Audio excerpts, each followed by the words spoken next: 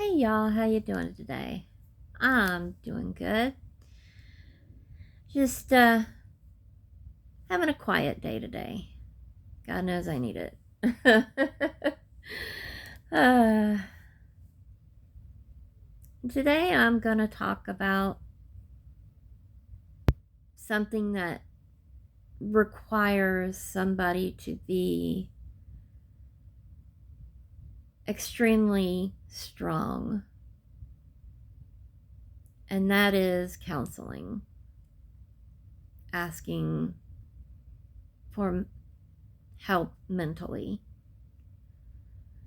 because society has a way of looking at people with mental problems as lower than low, and it's not true.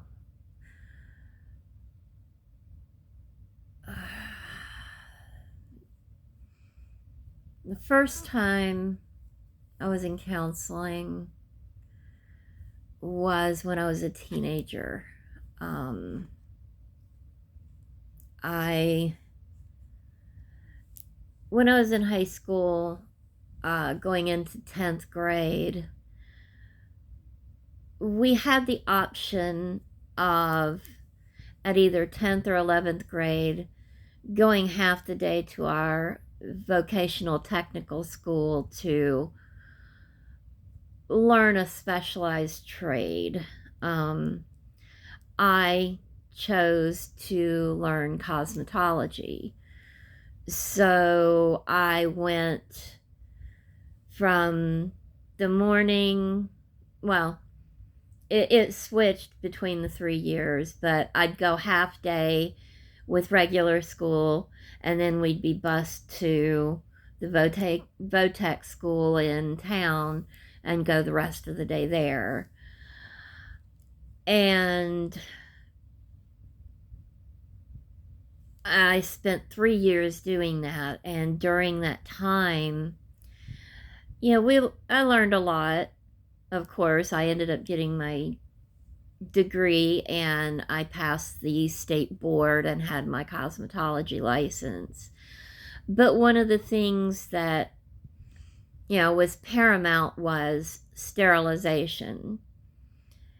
And to do that, we used formaldehyde tablets. At the time, there was really no computer or internet that was public. So any research anybody wanted to do, you had to do physically with a book. And with everything I had learned about formaldehyde, I learned that if you ingested it, it would be toxic and kill you. And at the time, my life was, in my opinion, pretty horrible. So I actually took a couple of those and ingested them, but as you can tell, they did not kill me. Luckily. So my first counseling was right after that. And yeah, I can't really remember a whole lot about it, but I mean, I guess it helped, but in the long run, not really. Being married to my first husband, we started marriage counseling, which then turned into my personal counseling because he didn't like what was being said. So, that was the time I was able to really, and I mean really, get in depth into my childhood and the way my mother treated me. And I was able to really come to terms with it all and forgive her, and also stop the toxicity between us. After that, I was definitely in counseling quite a few more times. The one I really next one I really remember was back in 96. I had left my youngest son's dad. We had been together for 6 years, and he and I had split. I had to have partial hysterectomy at the time, and also, you know, things were rough.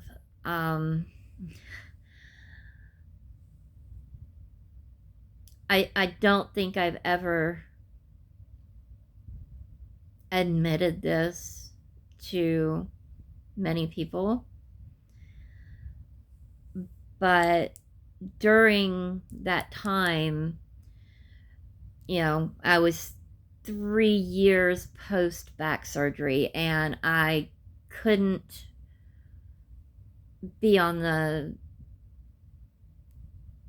watching. I couldn't be a cop anymore, really. I was still on limited duty, and my doctor had set up very strict parameters because of the medications I took and what was needed for, you know, my back to get proper rest and to not have to continuously go to the emergency room. And so I was, instead of my normal duties, I was a limited duty, and I was being assigned place after place after place, part of the canine unit, the part of the parking unit, just everywhere. And when these changes would come, they were all issued by one lady that was in charge of that entire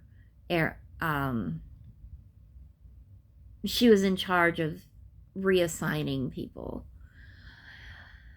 So every time there would be a new change for me, it would come with different hours. I was single mother, a 7-year-old and a 3-year-old. No man in my life, so they were my life and my reason for everything. My doctor kept writing letter after letter stating what hours I needed to work, what time, how many breaks I'd need to take. I mean, just everything. And when I would confront this lady, she would put it off on other people. Like, she would say I would be assigned to, say, the canine, and they would be in charge of which shift I would work, day, evening, or mids. And at one point, I finally found out that she was just lying her ass off. It all was her decisions. And with my kids being everything to me, I viewed her as taking away, trying to take away my only reason that I did everything for. Because I was limited duty, I did not carry a gun. But I was in a very fucked up headspace, and I made a plan. And my plan was to be around my fellow officers who all liked me. And then I was going to take one of their guns and go kill the bitch. Um, I was sitting in lunchroom one day, and one of my good friends had noticed that, things were different with me, and I actually started talking to him and admitted that I wanted to kill her and that I was going to make a plan and carry it out. And he convinced me to go see a psychiatrist. So I did. I did all the testing. They have tons of them you take. And for once, I actually answered everything honestly. And by the time it was all said and done, the doctor recommended that I voluntarily check into the hospital. So right after that, I began my 5-day stay in the mental hospital of Norfolk General Hospital. It was definitely not a fun time, but I did make the best of it, and I did work to become better mentally, much healthier. I'm a firm believer that you don't ask for help, or you don't get any kind of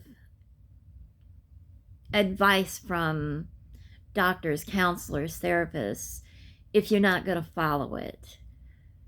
Wasting your time and another person's time by hearing what you need to do and then disregarding it, to me, that is the ultimate, just, what's the word? See, it's the epitome of rude to me.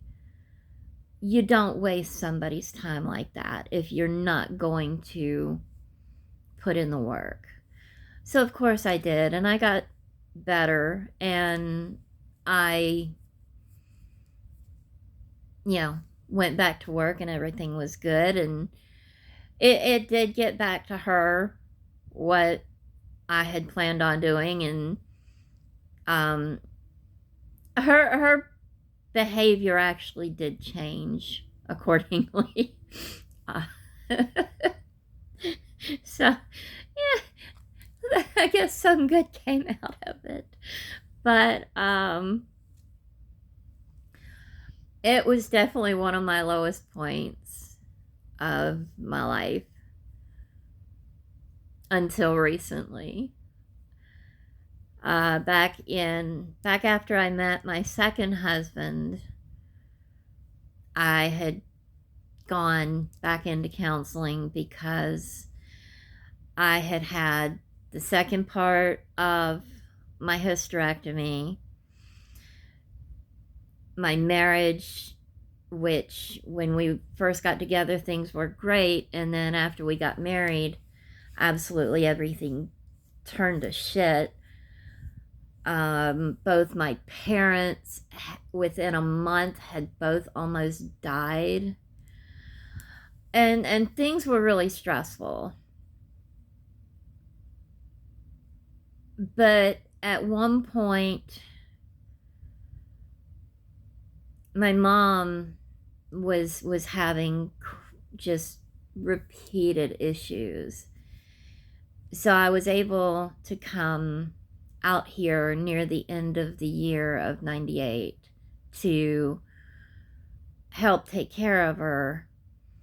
And during the time I was out here, I missed my counseling sessions, And I took a good deep look at things, and I'm like, I am going to make up my mind to not be this way. Being depressed, being in that state, and the way I acted during those times wasn't beneficial to me, and it sure as hell wasn't beneficial to my kids. So I was like, you know what? I'm not going to be depressed. I am going to toughen up mentally, and I'm not going to live in this sad, pathetic, depressed state anymore. I never went back to counseling there, and I did not have issues with depression again for a long time. And I made up my mind to not be that way. So I worked to make things better. I worked to see the positives on every situation, and to just be a better parent to my babies. My boys have always been everything to me. And that worked really well for quite a while. My second husband and I split in February of 2000. I moved back home here with mom and dad, with the kids. And then in 2001, I think it was September, me and the kids moved back out to the Hampton Roads area to be with the man that would be my third husband, Tim. And, things were good. It was the four of us, and it was mainly good. There was tension between my oldest and Tim, and that ended up coming to a head during one of my parents' visits at Christmas time. And for some reason, they started in on each other. Well, Chris started in on Tim and actually took a swing at him, broke his glasses. So things got really bad between the two of them. So I was able to work it out with their dad that he would pick up Christopher on his way home from work, take him home with him, and then on his way to work in the morning, he would drop him off at school. That way he didn't have to change schools. And I would still get to see him on a daily basis. And that was the last 6 months of his high school that we did that. And it worked out well. It let the tension die down, and not long after that, Christopher actually went up and apologized to Tim for the way he had acted and the altercation he instigated. So, things got much better, but Christopher definitely found that it was very different living with his dad than living with me. And, Jonathan knew everything that Chris said, and that Chris really wasn't happy living there with his dad. But a few years later, well, I think it was 2 years later, Jonathan, my youngest, made the decision that he wanted to go live with his father. And that hurt me very deeply, because he saw the things that had gone on with his brother, had heard the things that went on with his brother while he was living with their dad. And still, Jonathan chose to go live with him. And along with being very hurt, I was very angry. So I actually did start back into counseling again, because I didn't want those feelings, even though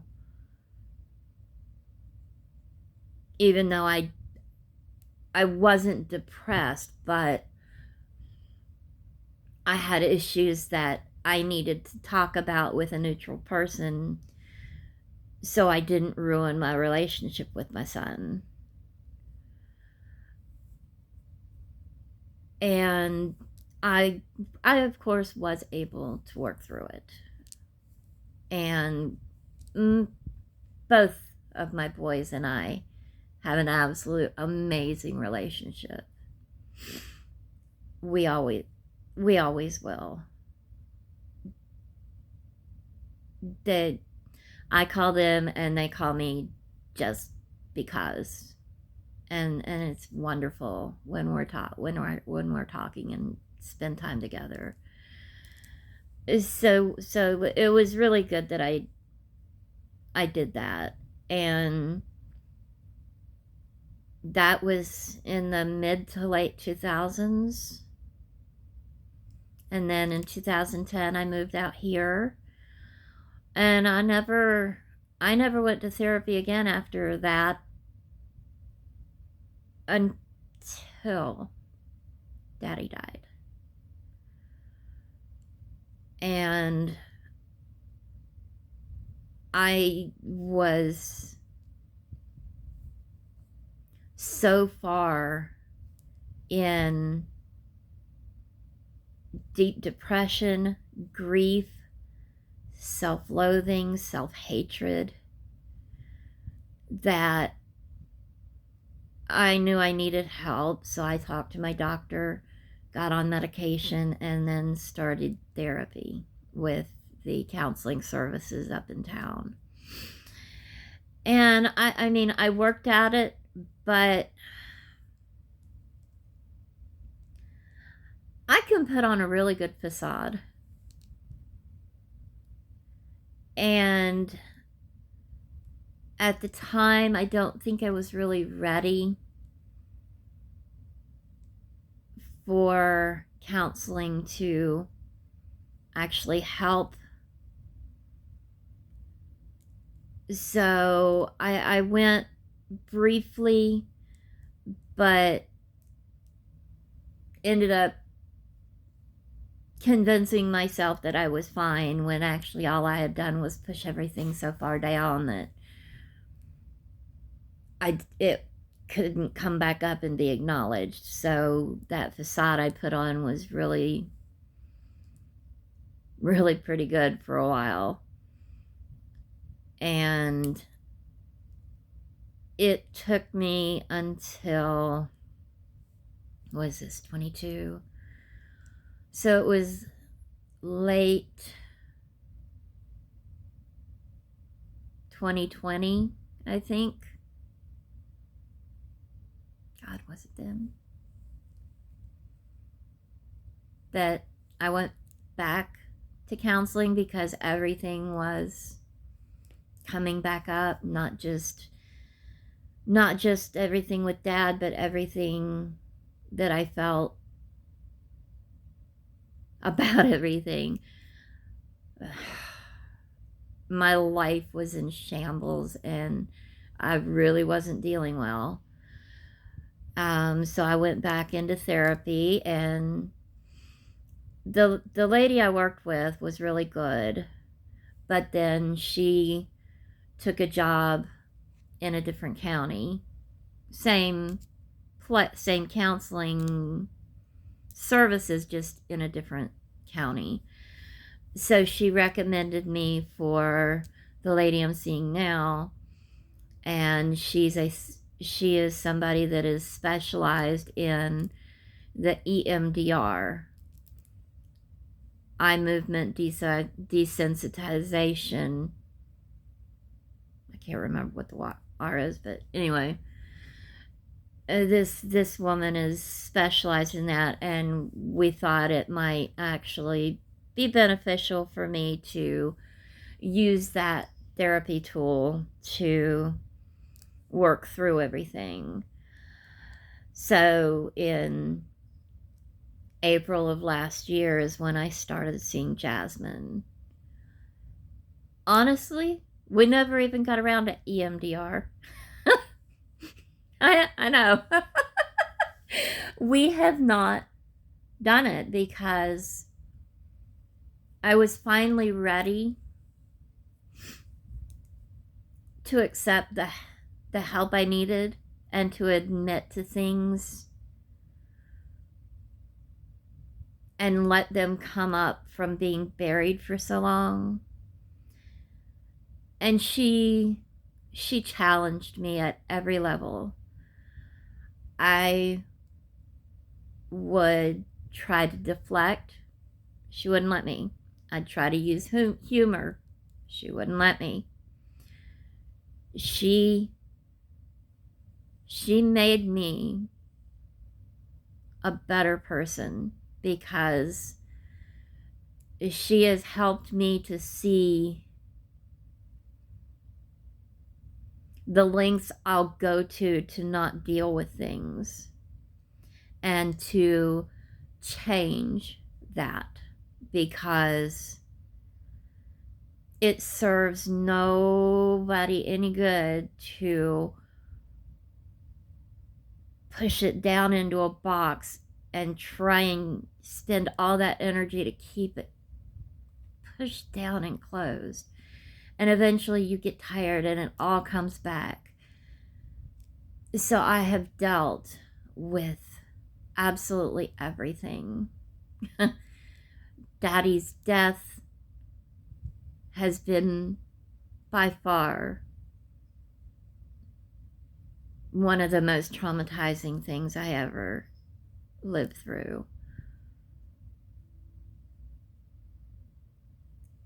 But that was just the most recent of traumas that I buried and neglected and pretended didn't happen. So bringing all of that up has been really fucking hard. It's been life-changing, though. Don't get me wrong, it's been hard work.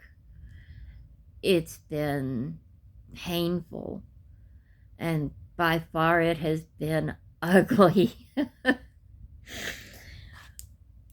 But it has 1000% been worth it, because we agree that definitely by the end of the year I will no longer be going to therapy. I have done the work. I have changed my outlook, my perceptions, my way of handling things, my way of viewing things. And it has helped me to become the absolutely awesome person I am.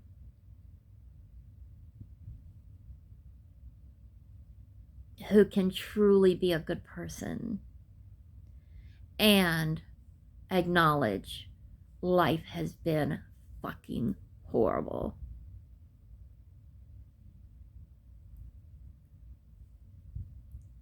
I couldn't be more grateful to her. She has been the absolute best fit for me for counseling. And she's told me time and again how proud she is of the work I've done.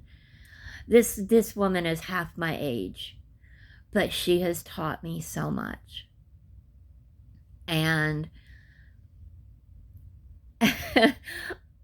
as much as I love talking with her and sharing how things have gone, good and bad, the whole purpose for therapy is to get better and to handle things in a better way.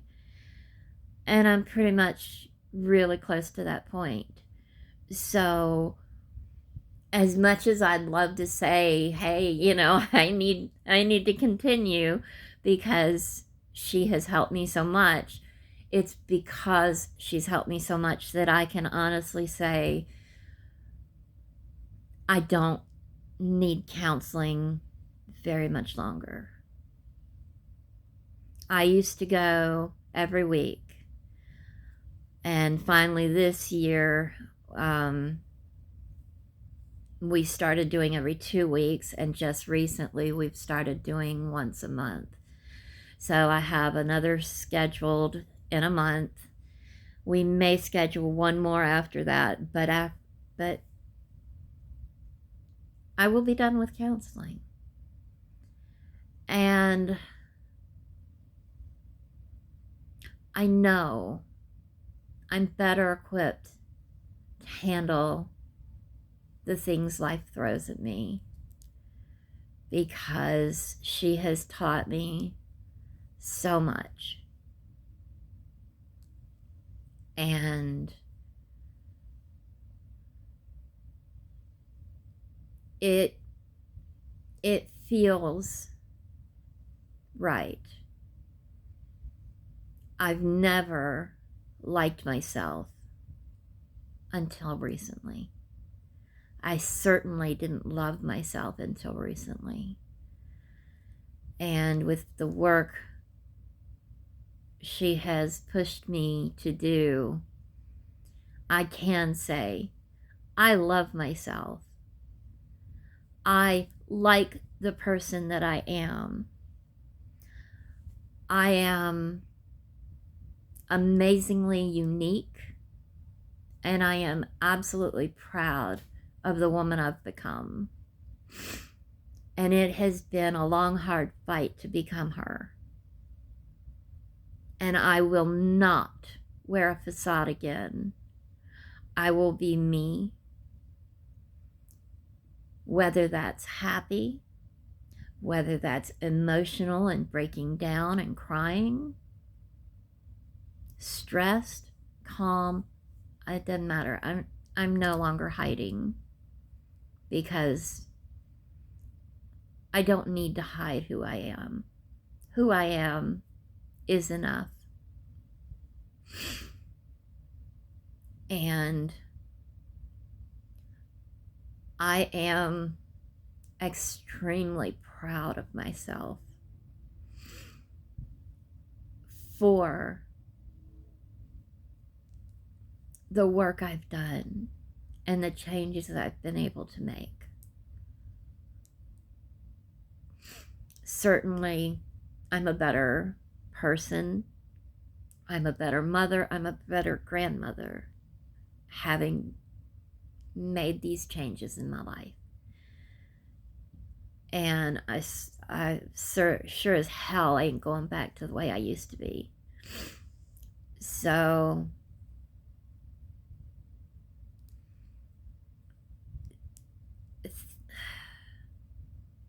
therapy has changed my life. Therapy is certainly not for everybody. Some people don't believe in it, and that's fine.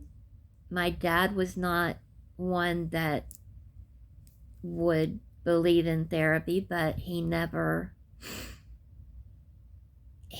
held my mom back from getting the counseling she needed when she needed it. So, you know, some people just, it's not for them. I had a very small circle of family and friends that I could share everything with, but because of the relationship, they wouldn't tell me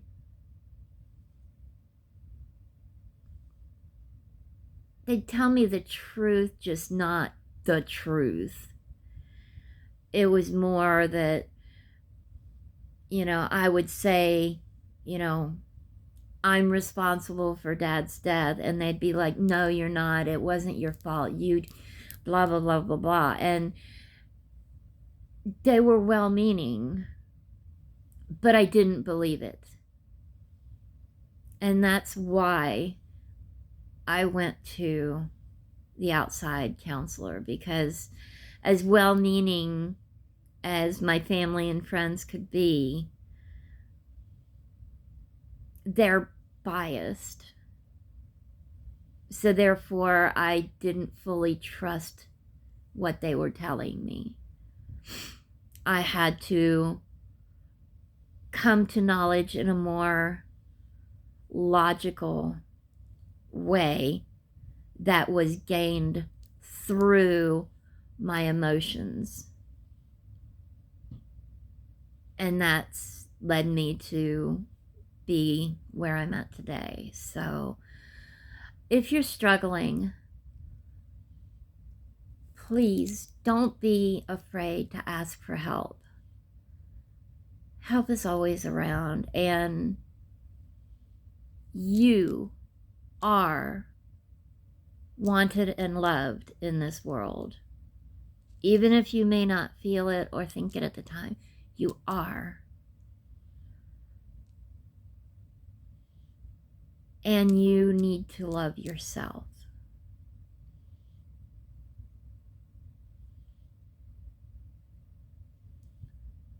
I will make sure that comments can be allowed on this post, on this video. And if there's anybody that would like to talk, send me a comment. I get it. I've been there. And if I could help, even if it's just listening, I'm here. Don't neglect your mental health, because it all starts here. What we tell ourselves truly does shape our lives. And we need what we tell ourselves to be good and pure and helpful. So I am going to leave it here. If you have watched this, I appreciate it so much. I thank you from the bottom of my heart, and I love y'all. So have a good day. Bye.